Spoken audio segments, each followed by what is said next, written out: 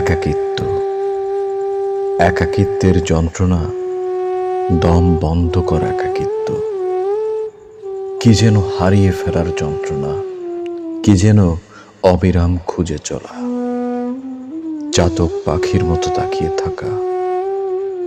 একাকিত্ব ভোর হলেই একটা দুঃস্বপ্ন চোখে আঁকড়ে ধরা, ধড়ফড় করে লাফিয়ে ওঠা, সারা শরীরে ছিটছিটে ঘাম, এদিক ওদিক তাকিয়ে থেকে ডেকে ওঠা, পচা তুমি কোথায়?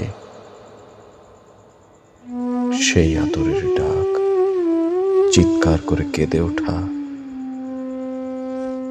একাকিত্ব খাবার সামনে রেখে হাত ফাত করা, ক্ষুধা মন্দা, সব কিছুতেই যেন হাঁফিয়ে ওঠা। একাকিত্ব হঠাৎ কেন যেন মনে হলো নিজেকে সাজাই। অনেকদিন নিজেকে সাজাই না। ড্রেসিং টেবিলের সামনে ছুটে চলা, আয়নায় মুখ পড়তেই আবার নিজেকে গুটিয়ে নেয়া। কার জন্য সাজবো, কাকে দেখাবো, নিজের বিবেকের সাথে যুদ্ধ করা। তখন কেন যেন সব এলোমেলো লাগে, নিজেকে শেষ করে দিতে মনে চায়। ফুলদানিতে হাত বাড়িয়ে কাজটাকে ভাঙতে মন চায়।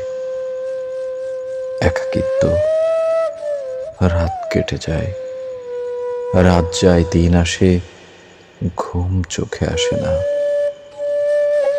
দরজার গ্রিলটাকে ধরে রাতের অন্ধকারে তাকিয়ে থাকা, চোখের এক কোণে এক ফোঁটা পানি ঝরে পড়া, কান্নার সাথে দুই ঠোঁট মৃদু কাঁপতে থাকা, হাতের আঙুল বাঁকা করে চোখের জলটুকু মোছা, অগোছালো চুলগুলো বাতাসের ধাক্কা খেয়ে চোখে পড়া, কাশফুলের মতো বাতাসের দোল খাওয়া। এভাবে রাতটা পার করা। একাকিত্ব নামাজে বারবার ভুল করা, চোখের পানিতে জায়নামাজ ভিজে যাওয়া, অন্ধকারকে সাথী হিসাবে গ্রহণ করে নেয়া।